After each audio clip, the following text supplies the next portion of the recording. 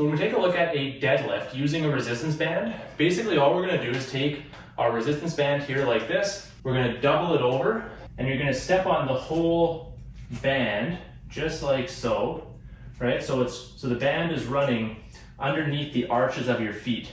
Now you're gonna grab the resistance band here, just like you would with handles of something else. We're gonna get into that nice flat back position, stick your bum out, and all we're gonna do is grab nice and tight to the band. We're gonna drive our hips forward, squeeze your bum nice and tight at the top, keep the chest up, shoulders back. Okay, nice strong position.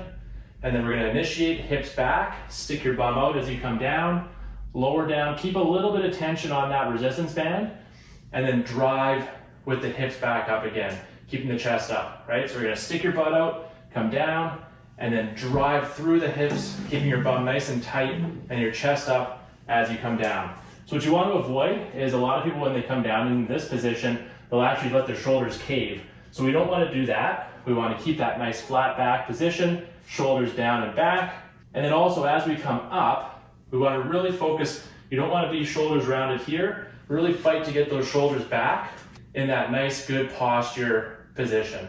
Good posture, we sit back and then drive with the hips to come back up. Sit back, drive with the hips, bum tight to come back up again. And so that is a resistance band deadlift.